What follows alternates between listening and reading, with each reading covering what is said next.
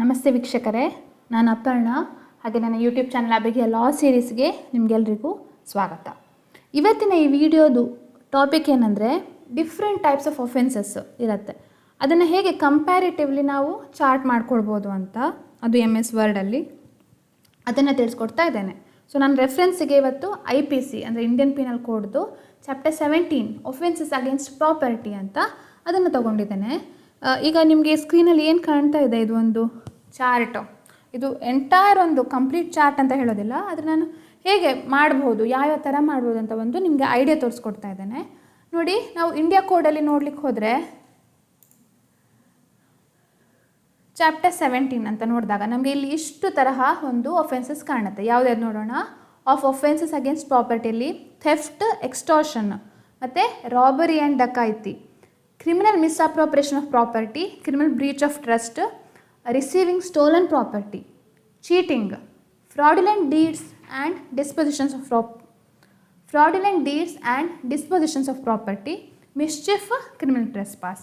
So ಇಷ್ಟು ವಿಧವಾದ ಒಂದು ಒಫೆನ್ಸಸ್ ಇದೆ. ಈಗ ನಾವು ಹಾಗೆ ನೋಡ್ಲಿಕ್ಕೆ ಹೋದರೆ ಥೆಫ್ಟ್, ಎಕ್ಸ್ಟಾರ್ಷನ್ ಮತ್ತು ರಾಬರಿ ಆ್ಯಂಡ್ ಡಕಾಯಿತಿ, ಈ 4 ಥರ ಒಫೆನ್ಸಸ್ ಯಾವುದು ಉಂಟು ಅದು ಹೆಚ್ಚು ಕಮ್ಮಿ ಇಂಗ್ರೀಡಿಯೆಂಟು ಯಾವುದೋ ಒಂದು ಕಾಮನ್ ಇರುತ್ತೆ. ಹಾಗೆ ಕ್ರಿಮಿನಲ್ ಮಿಸ್ಅಪ್ರೋಪ್ರಿಯೇಷನ್ ಆಫ್ ಪ್ರಾಪರ್ಟಿ ಮತ್ತು ಕ್ರಿಮಿನಲ್ ಬ್ರೀಚ್ ಆಫ್ ಟ್ರಸ್ಟು, ಇದರಲ್ಲೂ ಕೂಡ ಒಂದು ಸಣ್ಣ ವ್ಯತ್ಯಾಸ ಇರುತ್ತೆ, ಬಿಟ್ಟರೆ ಆಲ್ಮೋಸ್ಟ್ ಹೆಚ್ಚು ಕಮ್ಮಿ ಒಂದೇ ಇರುತ್ತೆ. Cheating, fraudulent deeds and dispositions of property, ಅದು ಕೂಡ ಹೆಚ್ಚು ಕಮ್ಮಿ ಒಂದೇ ಥರ ಇರುತ್ತೆ. ಹಾಗೆ ಮಿಸ್ಚಿಫ್ ಅದು ಸ್ವಲ್ಪ ಬೇರೆ, ಕ್ರಿಮಿನಲ್ ಟ್ರೆಸ್ಪಾಸ್ ಬೇರೆ. ಆದರೆ ನಾವು ಮೇಜರಾಗಿ ನೋಡ್ಲಿಕ್ಕೆ ಹೋದರೆ ಕೆಲವೊಂದು ಗ್ರೂಪ್ ಅಂತ ಕಾಣ್ಬೋದು, ಒಂದು ಫ್ಯಾಮಿಲಿ ಅಂತ ಕಾಣ್ಬೋದು ಕೆಲವೊಂದು ಒಫೆನ್ಸಸ್ಸಲ್ಲಿ. ಸೊ ಅದನ್ನು ನಾವು ಕಂಪೇರ್ ಮಾಡಲಿಕ್ಕೆ ಒಂದು ಕಂಪ್ಯಾರಿಟಿವ್ ಚಾರ್ಟ್ ಲಾಸ್ಟಿಗೆ ಮಾಡ್ಕೊಳ್ಳಿ. ನೀವೆಲ್ಲ ಒಫೆನ್ಸಸ್ ಇದೆಲ್ಲ ಓದ್ಕೊಂಡು ಆದಮೇಲೆ ಟೈಮ್ ಅಂತ ಇರುವಾಗ ಈ ಥರ ಚಾರ್ಟನ್ನು ಮಾಡಿ. ಯಾಕೆಂದರೆ ನಿಮಗೆ ಆಲ್ರೆಡಿ MS ವರ್ಡ್ದು ಕಾಪಿ ಇರುತ್ತೆ, ಅದನ್ನೇ ಜಸ್ಟ್ ಕಾಪಿ ಪೇಸ್ಟ್ ಮಾಡಿ ಹೀಗೆ ಅದರದ್ದು ಪೇಜ್ ಲೇಔಟ್ ಮಾತ್ರ ಹೀಗೆ ನಿಮಗೆ ಲೆಂದಿಯಾಗಿ ಬರಬೇಕಂದ್ರೆ ಇಲ್ಲಿ ಓರಿಯೆಂಟೇಷನ್ ಲ್ಯಾಂಡ್ಸ್ಕೇಪಿಗೆ ಸೆಲೆಕ್ಟ್ ಮಾಡ್ಕೊಳ್ಬೇಕು. ಪೋರ್ಟ್ರೇಟ್ ಅಂತ ಮಾಡಿದರೆ ಅದು ಕರೆಕ್ಟಾಗಿ ಫಿಟ್ ಆಗೋದಿಲ್ಲ. ಸೊ ಓರಿಯೆಂಟೇಷನ್ ಲ್ಯಾಂಡ್ಸ್ಕೇಪ್ ಅಂತ ಮಾಡಿದರೆ ಎಷ್ಟು ನಿಮಗೆ ಸೈಜಲ್ಲಿ ಬೇಕೋ ಅಷ್ಟು ಮಾಡ್ಕೊಳ್ತಾ ಹೋಗ್ಬೋದು. ಈಗ ಇಲ್ಲಿ ಕಾಣ್ತಾ ಇರೋ ಚಾರ್ಟ್ ಏನುಂಟು ನಿಮಗೆ ಅದು ಎಂಟೈರಾಗಿ ಕಂಪ್ಲೀಟ್ ಅಂತ ಅಲ್ಲ, ಆದರೆ ನೋಡಿ ಫಸ್ಟ್ ನಿಮಗೆ ಒಫೆನ್ಸಸ್ ಯಾವುದ್ಯಾವುದು ಅಂತ ಅಟ್ಲೀಸ್ಟ್ ಒಂದು ನಿಮಗೆ ಯಾವುದಾದ್ರು ಕಾಮನ್ ಆಗಿರುತ್ತೆ ಅಂತ ಗೊತ್ತಾಗುತ್ತೆ. ಹಾಗೆ ನೋಡಿ, ಇಲ್ಲಿ ಅಂಡರ್ಲೈನ್ ಮಾರ್ಕ್ ಮಾಡಿದ್ದೇನೆ, ಸೆಕ್ಷನ್ಸನ್ನು ಮಾರ್ಕ್ ಮಾಡಿದ್ದೇನೆ, ಅದರಿಂದ ನಿಮಗೆ ಹೆಲ್ಪ್ ಆಗುತ್ತೆ. ಇಲ್ಲೆಲ್ಲ ಡೆಫಿನೇಷನ್ಸ್ ಅದೇ 378, 383, 390, 391 ಇದೆಲ್ಲ ಯಾವುದು ಡೆಫಿನೇಷನ್ ಸೆಕ್ಷನ್, ಪನಿಷಿಂಗ್ ಸೆಕ್ಷನ್ ಅಲ್ಲ.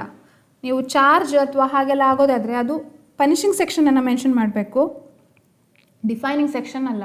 ಆದರೆ ಏನು ಅಂತ ತಿಳ್ಕೊಳ್ಳಿಕ್ಕೆ ಡಿಫೈನಿಂಗ್ ಸೆಕ್ಷನ್ ಬೇಕಾಗಿರುತ್ತೆ. ಇಲ್ಲಿ ಹಾಗೆ ನೋಡ್ಲಿಕ್ಕೆ ಹೋದರೆ ನೋಡಿ, ಒಫೆನ್ಸಸ್ ಅಗೇನ್ಸ್ಟ್ ಪ್ರಾಪರ್ಟಿಯಲ್ಲೇ 3 ಥರ ಕಾಣ್ಬೋದು. Offences dealing with deprivation of property ಅಂತ ಒಂದು ಕ್ಯಾಟಗರಿ ಆದರೆ, offences dealing with injury to property ಇನ್ನೊಂದು ಕ್ಯಾಟಗರಿ. ಇನ್ನೊಂದು offences dealing with violation of rights of property in order to the commission of some other offence. ಅಂದರೆ ಈಗ ಒಂದು ಪ್ರಾಪರ್ಟಿನ ಒಬ್ಬರಿಂದ ಕಿತ್ಕೊಳ್ಳುವಂಥದ್ದು, ಆ ತರಹ ಒಂದು ಕ್ಯಾಟಗರಿ ಆಗಿರುತ್ತೆ ಒಫೆನ್ಸಸ್. ಇನ್ನೊಂದು ಯಾವುದು category, offences dealing with injury to property, ಆ ಪ್ರಾಪರ್ಟಿಗೆ ಹಾನಿ ಮಾಡುವಂಥದ್ದು. ಇನ್ನೊಂದೇನು, offences dealing with violation of rights of property in order to commit some other offence, ಬೇರೆ ಒಫೆನ್ಸ್ ಮಾಡಬೇಕು ಅಂತ ಹೇಳಿ ಈ ಒಂದು ಪ್ರಾಪರ್ಟಿಗೆ ಇಂಜುರಿ ಮಾಡ್ತಾರೆ ಅಥವಾ ಆ ಪ್ರಾಪರ್ಟಿದೇನೋ ರೈಟ್ಸನ್ನು ವಯಲೇಟ್ ಮಾಡ್ತಾರೆ. ಸೊ ಈ ಥರ 3 ಕ್ಯಾಟಗರಿ ಕಾಣ್ಬೋದು ನಾವು ಒಫೆನ್ಸಸ್ ಅಗೇನ್ಸ್ಟ್ ಪ್ರಾಪರ್ಟಿಯಲ್ಲಿ. ಅದು ಎಲ್ಲಿಂದ ಎಲ್ಲಿ ತನಕ ಅಂತ ನಾವು ಸೆಕ್ಷನ್ಸನ್ನು ಡಿಫೈನ್ ಮಾಡಿಕೊಂಡು ಇದೆಲ್ಲ ಒಫೆನ್ಸಸ್ ಯಾವುದ್ಯಾವುದು ಅಂತ ಒಂದು ಸಲ ನೋಡಿಕೊಂಡು ಅದ್ರ ಕೆಳಗೆ ಸೆಕ್ಷನ್ ಬರ್ಕೊಳ್ಳಿ. ಹಾಗೆ ನಾನು ಇಂಗ್ರೀಡಿಯೆಂಟ್ಸ್ ಹೇಗೆ ಮಾಡೋದು ಅಂತ ನಿಮಗೆ 2-3 ವಿಡಿಯೋದಲ್ಲಿ ಆಲ್ರೆಡಿ ತಿಳಿಸ್ಕೊಟ್ಟಿದ್ದೇನೆ ಹೇಗೆ ಮಾಡೋದು ಅಂತ. ಆ ತರಹ ಕಾಪಿ ಮಾಡಿಕೊಂಡು ಒಂದು ಇಂಗ್ರೀಡಿಯೆಂಟ್ಸ್ ಅಂತ ನಿಮಗೆ ಸೆಟ್ ಆಗುತ್ತೆ ನೋಡಿ, ಬೇಸಿಕ್. ಆವಾಗ ನಿಮಗೆ ಹೀಗೆ ಗೊತ್ತಾಗ್ಬೋದು. ಇಲ್ಲಾದರೆ ಮೇನ್ ಇದು ಇಂಟೆನ್ಷನ್, ಮೂವಬಲ್ ಪ್ರಾಪರ್ಟಿ ಮೇನ್ ಥೆಫ್ಟಲ್ಲಿ. ಅದು ಎಕ್ಸ್ಟಾರ್ಷನಲ್ಲಾದರೆ ಫಿಯರ್ ಇರುತ್ತೆ ಮೇನಾಗಿ. ರಾಬರಿಯಲ್ಲಿ 2 ಟೈಪು ಬರುತ್ತೆ, ಥೆಫ್ಟ್ ಇಸ್ ರಾಬರಿ ಅಂತಲೂ ಆಗ್ಬೋದು, ಎಕ್ಸ್ಟಾರ್ಷನ್ ಇಸ್ ರಾಬರಿ ಅಂತಲೂ ಆಗ್ಬೋದು. ಡಕಾಯಿತಿಯಲ್ಲಿ ಅದರಲ್ಲಿ ಮೇನ್ ಏನು 5 or more ಪರ್ಸನ್ಸ್ ಇನ್ವಾಲ್ವ್ಮೆಂಟ್ ಇರಬೇಕು. ಸೊ ನಿಮಗೆ ಹೀಗೆ ನೋಡ್ತಾ ಹೋದಾಗ ಕ್ಲಿಯರಾಗಿ ಆ ಇಂಪಾರ್ಟೆಂಟ್ ಕೀ ಪಾಯಿಂಟ್ ಅಂತ ಹೇಳ್ತಾರೆ ಅಥವಾ ಕೀ ವರ್ಡ್ ಅದು ಯಾವುದು ಅಂತ ಗೊತ್ತಾಗತ್ತೆ. ಇನ್ನು ಅದಾದ ನಂತರ ಪನಿಷ್ಮೆಂಟ್. ಸೊ ಪನಿಷಿಂಗ್ ಸೆಕ್ಷನ್ ಕೂಡ ನೆನಪಿಟ್ಕೊಳ್ಬೇಕು. ಅಗ್ರಿವೇಟೆಡ್ ಫಾರ್ಮ್ಸನ್ನು ನಾನು ಡೀಟೇಲಾಗಿ ಇಲ್ಲಿ ಕೊಡಲಿಲ್ಲ. ಇಲ್ಲಿ ಫಸ್ಟ್ ರೋ ಅಲ್ಲಿ ನಿಮ್ಗೆ ಏನು ಕಾಣ್ತಾ ಇದೆ 379, 384, 392 ಅದೆಲ್ಲ first basic simple form of offence ಇರುತ್ತಲ್ಲ ಅದ್ರ ಬಗ್ಗೆ ಹೇಳಿರುವಂಥದ್ದು. ಅಗ್ರಿವೇಟೆಡ್ ಫಾರ್ಮು ಆ್ಯಕ್ಚುಲಿ ನಾನು ಕೊಟ್ಟಿಲ್ಲ ಇನ್ನು ಇದರಲ್ಲಿ. This chart is not complete, just for reference ನಾನು ಹೀಗೆ ಮಾಡಿ ತೋರಿಸ್ತಾ ಇರೋದು. ನೋಡಿ ಹೆಚ್ಚು ಕಮ್ಮಿ 3 ಇಯರ್ಸ್. ಹಾಗಾದರೆ ಥೆಫ್ಟ್ ಮತ್ತು ಎಕ್ಸ್ಟೋಷನ್ಗೆ ಅಂಥ ಏನು ವ್ಯತ್ಯಾಸ ಇಲ್ಲ ಪನಿಷ್ಮೆಂಟಲ್ಲಿ.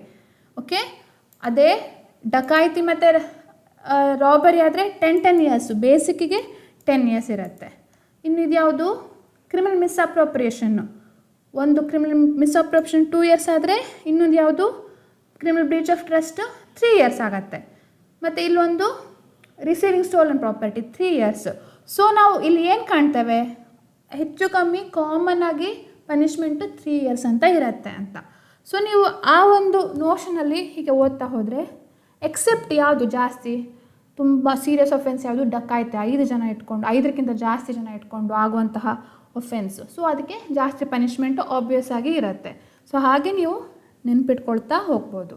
ಪ್ಲಸ್ ಅಗ್ರಿವೇಟೆಡ್ ಫಾರ್ಮ್ಸನ್ನು ಕೂಡ ಆಮೇಲೆ ಫಿಲ್ ಮಾಡ್ತಾ ಹೋಗ್ಬೋದು ಅವಶ್ಯಕತೆ ಇದ್ದರೆ, ಇಲ್ಲಾಂದರೆ ಇಷ್ಟಕ್ಕೆ ನೀವು ನಿಲ್ಲಿಸ್ಬೋದು. ಲೀಡಿಂಗ್ ಕೇಸ್ ಯಾವುದಾದ್ರು ಗೊತ್ತಿದ್ದರೆ ಅದು ಕೂಡ ಬರಿಬೋದು. ಇದು ನಾನು ಎಕ್ಸ್ಟ್ರಾ ಒಂದು ಚಾರ್ಟ್ ಮಾಡಿದ್ದೇನೆ. ಸಪೋಸ್ ನಾವು ಓದುವಾಗ ನಮಗೆ ಅದ್ರ ಮೂಲಕ ನಮಗೆ ಕಂಡು ಬಂದರೆ ಯಾವುದಾದ್ರೂ ಅದನ್ನು ಕೂಡ ಬರ್ಕೊಳ್ಬೋದು. ಸೊ ನಾನು ಈ ಒಂದು ಚಾರ್ಟಲ್ಲಿ ನಿಮಗೆ ಗೊತ್ತಾಯಿತು ಒಂದು ಹೇಗೆ ಕಂಪ್ಯಾರಿಟಿವ್ ಚಾರ್ಟ್ ಮಾಡ್ಕೊಳ್ಬೇಕು ಅಂತ ಹೇಳಿ ಅಂದಾಜಾಗಿದೆ ಅಂತ ಅಂದ್ಕೊಳ್ತೇನೆ. ಈ ತರಹ ಚಾರ್ಟ್ಗಳನ್ನು ಆದಷ್ಟು ನಿಮ್ಮ ಕೈಯಲ್ಲಾದರೂ ಬರೀರಿ, MS ವರ್ಡಲ್ಲಾದರೂ ಮಾಡಿ. MS ವರ್ಡಲ್ಲಿ ಮಾಡಿದರೆ ಕಾಪಿ ಮತ್ತು ಪೇಸ್ಟ್ ಮಾಡುವಂಥ ಒಂದು ಎಕ್ಸ್ಟ್ರಾ ಬೆನಿಫಿಟ್ ಸಿಗತ್ತೆ. ಅದನ್ನು ಹೇಗೆ ಬೇಕಾದರೂ ಪ್ರಿಂಟ್ ಮಾಡ್ಕೊಳ್ಬೋದು. ಆ ಒಂದು ಎಕ್ಸ್ಟ್ರಾ ಒಂದು ನಿಮಗೆ ಬೆನಿಫಿಟ್ ಸಿಗತ್ತೆ. ಈ ವಿಡಿಯೋ ಇಷ್ಟ ಆಗಿದ್ದರೆ ಲೈಕ್ ಮಾಡಿ, ನಿಮ್ಮ ಫ್ರೆಂಡ್ಸ್ ಜೊತೆ ಶೇರ್ ಮಾಡಿ, ಜುಡಿಷಿಯಲ್ ಎಕ್ಸಾಮ್ಗೆ ಪ್ರಿಪೇರ್ ಆಗೋರ ಜೊತೆ ಶೇರ್ ಮಾಡಿ. ಹಾಗೆ ಸಬ್ಸ್ಕ್ರೈಬ್ ಕೂಡ ಮಾಡಲಿಕ್ಕೆ ಮರಿಬೇಡಿ. And thank you for watching.